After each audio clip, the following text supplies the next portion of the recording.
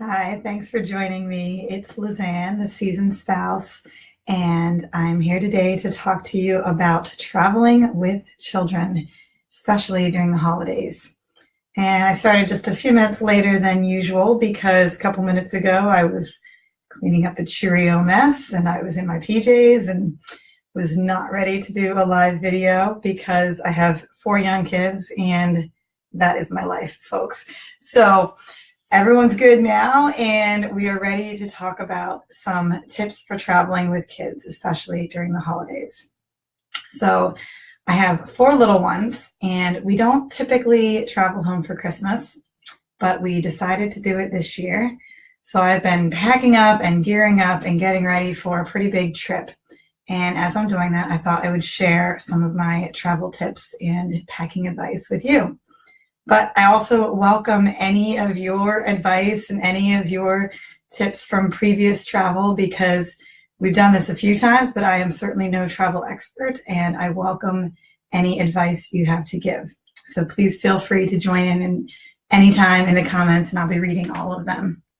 So before we talk about travel tips with children, I wanted to share some of our good and bad travel stories because that's what everyone loves to hear, right? You want to hear about my terrible trips with my kids.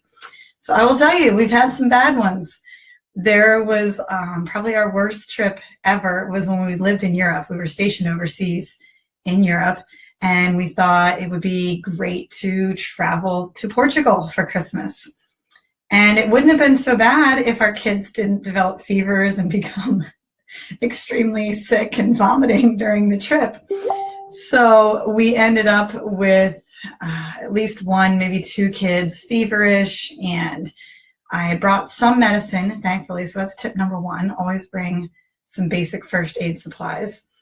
I had some medicine for them, but we really had to cut half of our itinerary out because our children couldn't get to the other side of the city and go to the castles and do all these really cool things that we had planned because they were feverish and sick. And so we ended up pretty much spending most of the time in the hotel.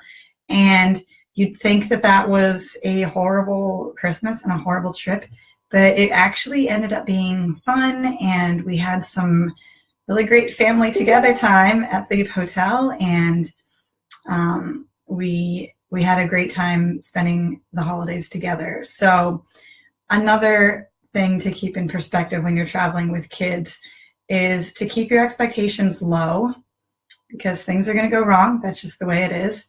And just anticipate that things are going to happen and don't expect everything to go perfectly and everything to go smoothly. So another time that we flew with our children, we had to get, when we PCS'd from our overseas duty station back to America, we had to fly from Europe to America with 4 children and a gazillion pounds of luggage. And I think that was a 8-hour plane ride. And I had a pretty young one at the time. She was less than 1. No, had just turned 1. And she cried quite a bit during that trip. And so another thing that I learned quickly is if you have a baby, bring that baby carrier, the soft cloth ones that you can just wrap around you real easily, or something that you can fold up into your own backpack but then pull out when you need it to hold the baby. Because I ended up pacing up and down the aisles of that plane for hours over the Atlantic, just walking this little baby because she was happy when I was moving. As long as I was moving back and forth, she was fine and it wasn't bothering the other passengers. But as soon as I tried to sit down, take a break, then she would start fussing again. So travel can be really exhausting for the mom, for sure. And especially if you are the solo parent that is traveling alone with your kids, it's a pretty daunting task. So I'm here to face that together with you. So as I was making up my tips for travel advice with kids, as you're planning your trip, some things to keep in mind are, for me at least, I prefer to travel during the day if it's possible.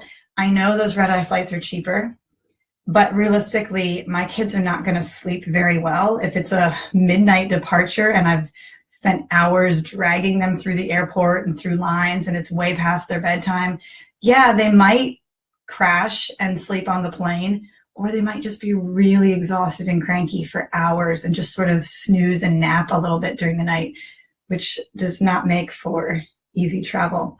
So I do prefer daytime flights because then at least that's a time when they're normally awake, and maybe they'll sleep, maybe they'll take a little nap, but if they don't, it's not going to throw off our lives for the next couple of days.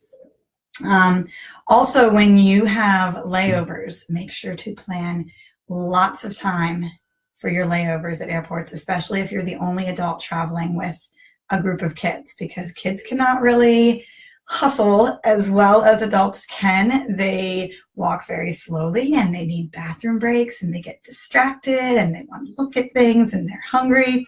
So I would say at least 1 hour minimum layover at an airport. An hour is going to be a very rushed hour if you have a changeover with kids. So probably a 2-hour layover is preferable. That gives everyone time to eat and to use the bathroom and to get to your gate and at least know that you're in the right place at the right time. Hi, Shannon. Thanks for watching. So definitely leave yourself time for layovers. And when you're packing your luggage, I know it used to be that we wanted to get as much as we could into our carry-on bags. If you're used to traveling as a solo adult and you just want to take a weekend bag, now that you have kids, that is no longer possible. So you actually want to put as much as you can into your checked baggage when you have children, because that way you're just carrying a minimal amount through the airport. In fact, we aren't doing any traditional carry-on bags for our trip. We're doing backpacks for everyone. And so this will be my backpack, and I'll go through it in a minute and tell you all the special supplies I have in there. And then each of my kids, they're all old enough to walk now, and they can all have their own backpacks. So each of my kids have their own backpack too, and they've got their water bottle and their pillow, and I'll show you what I packed for them too. So that way, all each person has to keep track of is their one backpack, and they can wear it with them and they can take it with them. You're not going to have to leave all your luggage in a pile somewhere in the airport. So we'll go through the backpacks in a moment. And then I just wanted to remind you to, of course, check into your flight online. You can do that 24 hours ahead of time. And as you're preparing your kids for the trip, think through all the different steps of the travel and then try and share that with your kids. So say, okay, first, our friend is driving us to the airport, and then we're going to wait in a line because we have to turn in our suitcase. And that's when we'll have some snacks. And then we're going to go to another line, and we're going to wait in that line, and we have to take off our shoes. And the more that you talk them through the process so they know when they're getting food and they know what to expect next and they know when they get to sit down and play a game or read a book, then that helps to prepare them for the trip. And that way you're not answering 1,000 questions all day, hopefully, all day long about, I'm hungry. When do we get water? When do we do this? I want to go here. So if you can kind of herd them together as a group and tell them this is what we're doing, this is what happens next, and this is what we're going after that, then that'll help anticipate some of those questions. And I know Shannon has some experience. She has more kids than I do. So please, at any time, if you want to chime in with some of your travel tips and what has worked really well for you, we'd all really appreciate learning from a mom of 7. So thank you. And then finally, I just want to tell military families a reminder to look for a USO lounge in the airports that you're traveling through. The USO is, I think it's the United Services Organization. I should look that up. But the USO has these airport lounges all over the country, not in every single airport, but in a lot of the major international ones. And it is free to military service members. It is free to their families with a dependent ID card.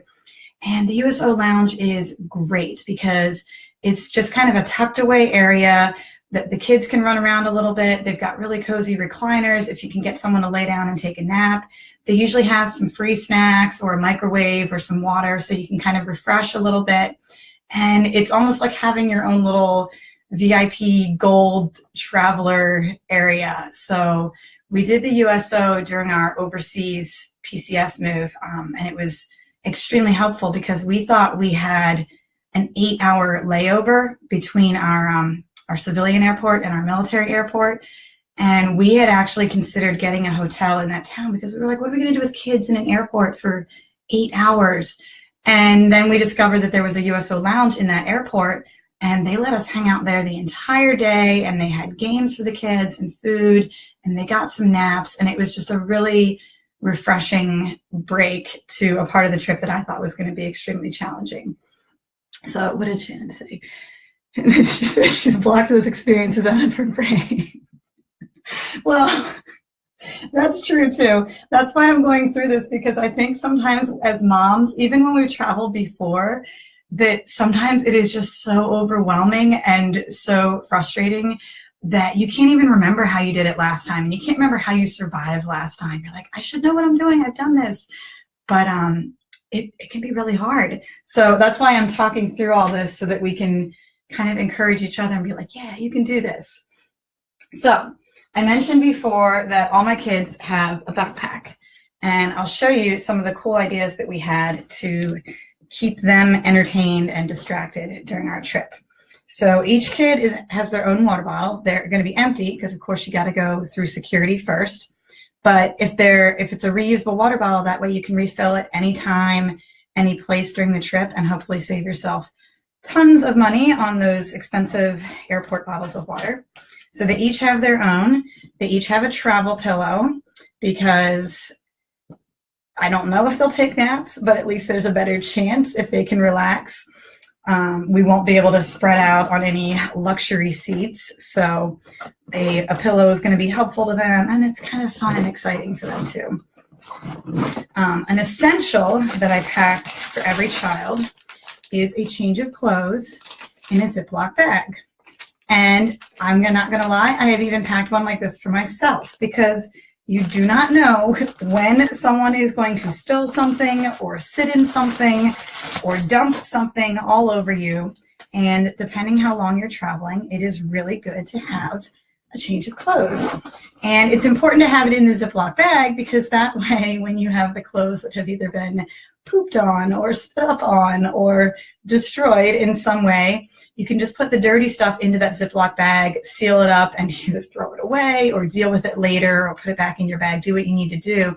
But that way you're not stuck holding this soiled pile of clothing for the rest of the trip.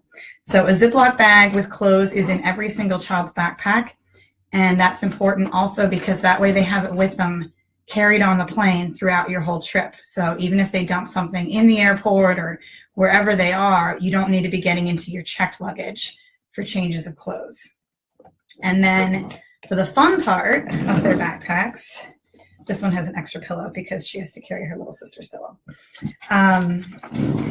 So what I did to keep our trip fun and interesting is I have little wrapped gifts for every child. We took them to the Dollar Tree the other day, and they were able to pick out a few things for themselves and a few things for each other. And that way, there's two reasons for wrapping it. One is because it's Christmas, but the other is when you keep their presents wrapped, that way they can't get to it right away. And you can tell them, okay, at this time, or once we get through this line, everyone gets to pick a gift to unwrap. And so that kind of heightens the anticipation, and it makes it more fun. And it takes about 30 seconds to unwrap it. So that's 30 seconds of distraction that you've just bought yourself. So go ahead and wrap some gifts and dole them out at various times throughout your trip. And then every kid also has an unwrapped coloring book. So that way they can get to that at any time. And she should have, yep. And then they each have a little kit of drawing supplies, not markers, because markers can stain everything and get all over your clothes, but crayons and pencils are a fairly safe alternative. So everyone has some pencils and some crayons and some coloring books. They also are each going to have a book to read, which they haven't chosen and put in here yet. But they'll have an unwrapped book, and then they may, depending on the room in the backpack, they may be allowed to take a small stuffed animal too.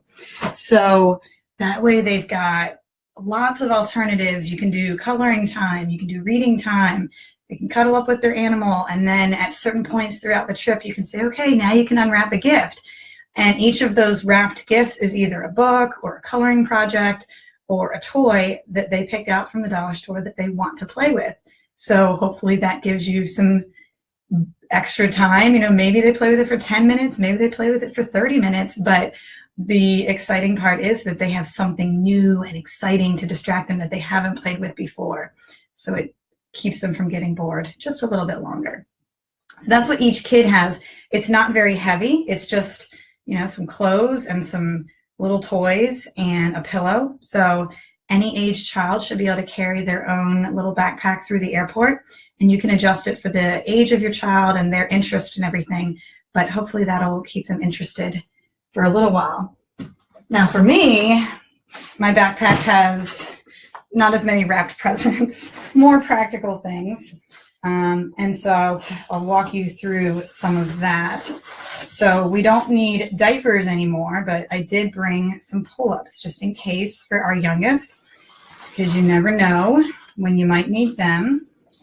And of course, if you have younger children, you're going to need the full diaper bag. You're going to need, gosh, I'd probably say at least one diaper per hour, just in case, because even if they usually only go through 3 diapers a day, that when they travel and they're eating different foods and they're on a different schedule, everything is going to get a little bit messed up. So it's good to just have a little bit of extra diapers. You certainly don't want to be running out. And then on that note, I also have wipes. Okay, I might not be able to take all of this out because I already like carefully packed all of the snacks and stuff. But I do have diaper wipes. I have tissues that will go in there. And there'll be hand sanitizers. So just a lot of cleansing things that the mom is going to need. I'm also planning to grab a small towel, or if you still have one, an old diaper cloth, a diaper rag, like a burp cloth. Those are super absorbent and they're small and compact. And so they're so useful for just those little water spills or soda spills or quick things that you need to clean up. So I'm going to throw that in there. I have a book for myself to read because I'm super optimistic that I might actually get 3 seconds to do that. And then I have all the snacks in my bag. So I have lots that are prepackaged, portable. We have a pretty big variety. I've got some granola bars and cheese sticks and dried fruit and all that, so that we can change out different, they're not just going to be eating chips and pretzels all day long. But lots of snacks. And I have those in my bag so that I can, again, dole them out. Okay, once we get through this line, then everyone gets a snack. Once we sit down in the lounge area, everyone gets a snack. And then I also kept some bonus surprise toys in my bag because they all have the gifts to unwrap in their own bag, but you never know when you might want to have an extra up your sleeve. And I even have some tiny packs of Play-Doh because I originally didn't think Play-Doh would be very airplane friendly, but then I saw some other kids doing it on a recent flight, and I realized that those tray tables are, they're the nice plastic tray tables, and they're fairly easy to clean up and wipe up. And my older kids, they really enjoy playing with Play-Doh and like making it into the different shapes, and they like to set everything out as if they're in a store. And they'll say, come to my store. Look, I made all these Play-Doh cookies. So I'm hoping that might be a good entertainment for them too. So I have the food, I have the toys, I have the diaper bag and the sanitation supplies. And then on the practical side, I have passports. This is ridiculous. This is the amount of passports our family has. There are not this many people in our family. It's just the fact that when we were stationed overseas, everyone received 2 passports because we got a military one for traveling on official orders and a regular normal civilian passport for traveling on our vacation time. So now I have to go through them and figure out who's and pull out the ones that we actually need. But yeah, so our kids have passports. If you have a child that is younger and hasn't been stationed overseas, some airports are asking you to use a birth certificate, I think. but I'm not really sure. We've always just used passports ever since our kids were babies. They've had them. So I have one for every member of our family, and that's what we'll travel with. And then we get to the electronics. So I know every parent who's preparing for a trip is going to be charging their electronic devices, the portable ones for the kids, and figuring out which kid is going to get to use which one. And so I've been doing that in the past few days, and here are some of the little hacks that I have for the electronics. First of all, use headphones. We have a whole bag of headphones, and we also have a splitter. There's that. So a splitter, if you have multiple kids, it allows one plug to spread out. This one only goes in two directions. I have another one in here that you can put like 5 different earphones in it. And that way you can have multiple children listening to the same device without bothering the passengers around them. So that is a pretty important thing to do. We have multiple devices. We have an iPad that has been in the family forever, and it's become the kids now. It's all like, here, I'll show you.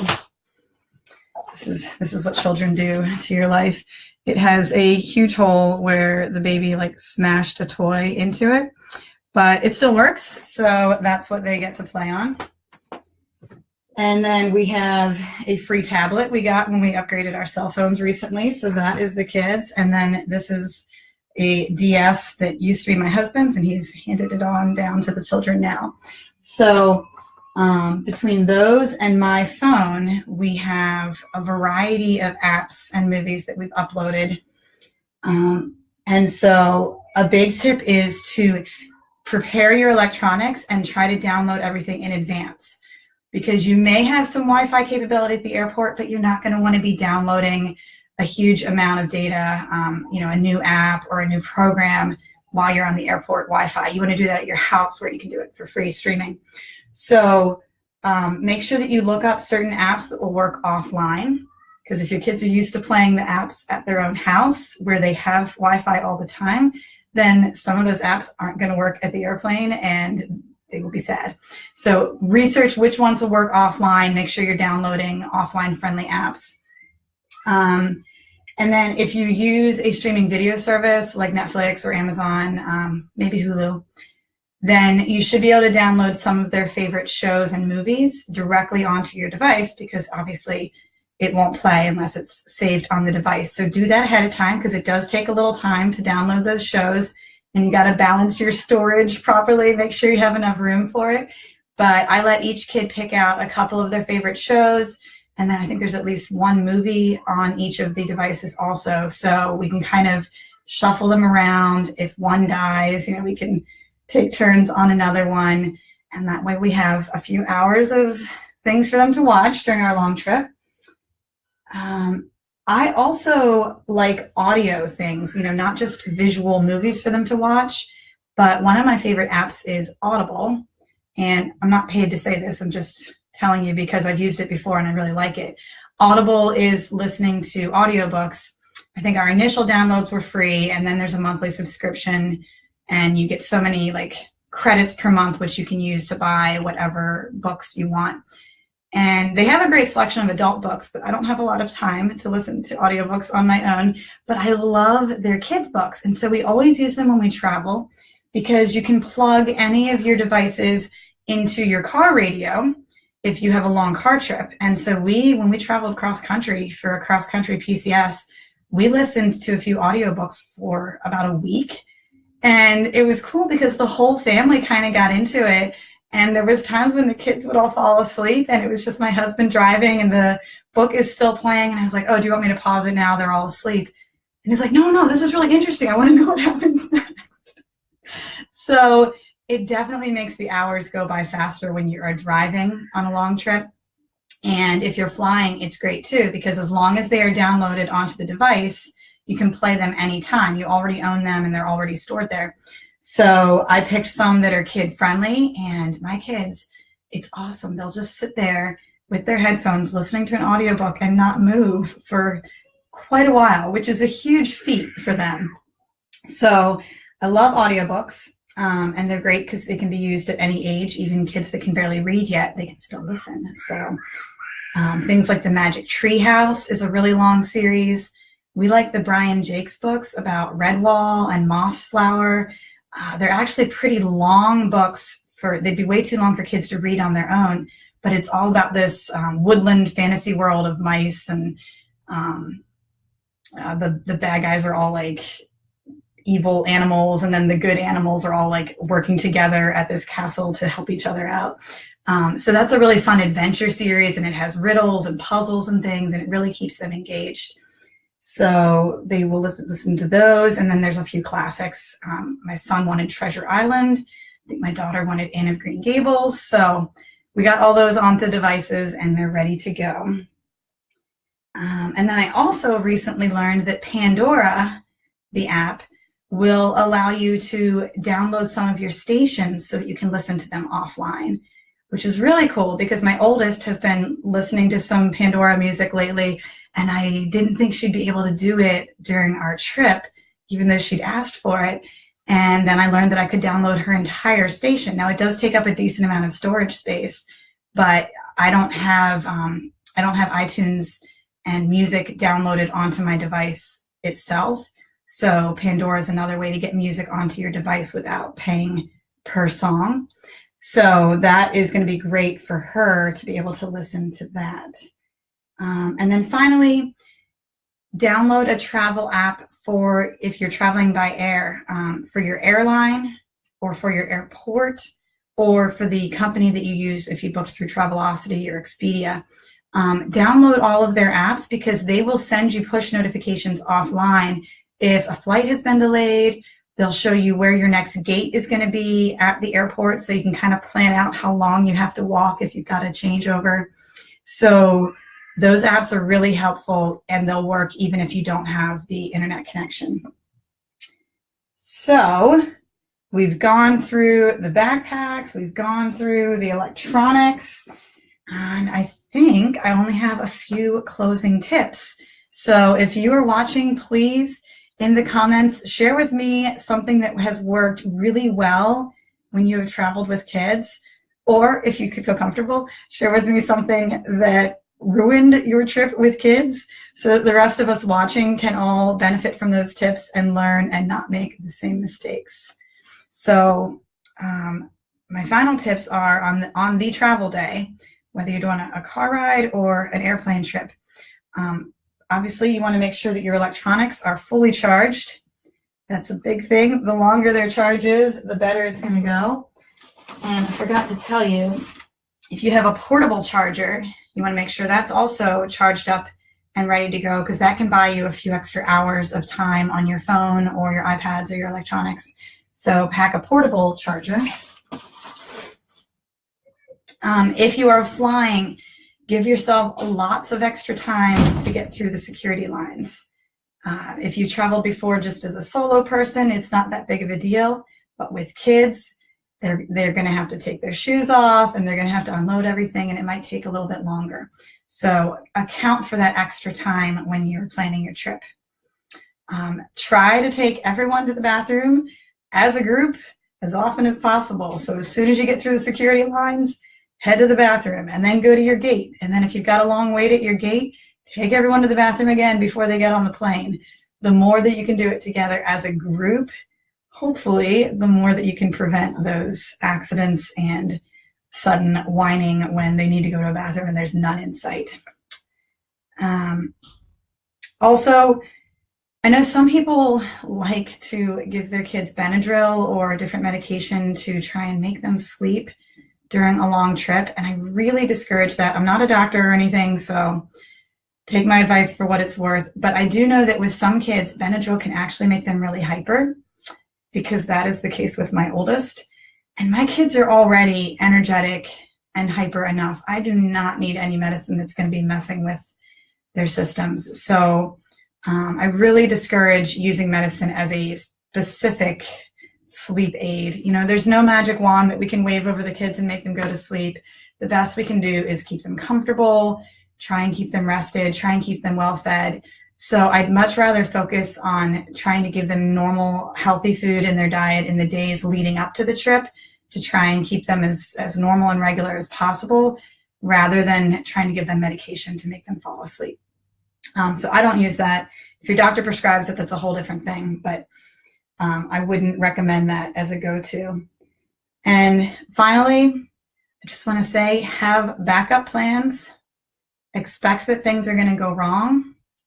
I don't know what's going to go wrong on our upcoming trip, but I'm sure it will be something, and hopefully I'll have a fun story to share with you later. But honestly, just expect the worst and get through it the best that you can, and try and laugh about it, because eventually this will all be a memory, and you'll say, remember that time that we flew across the country and blah, blah, blah happened, and wasn't that an interesting day? So just try and get through it the best that you can. It's all about getting the kids to that destination, whether it's the grandparents' house or, getting to a new duty station, wherever it is that you're going. Try and make it an adventure, try and make it fun, and just try and laugh at the things that happen along the way, because that's all that you can do. So those have been my travel tips. If you're just tuning in, we talked about traveling with kids and all the different challenges and the ways that you can get through that. I walked you through everything that's in my kids' backpacks, from their change of clothes to their little wrapped presents that they get to open along the way. So you saw the ways that they're going to entertain themselves.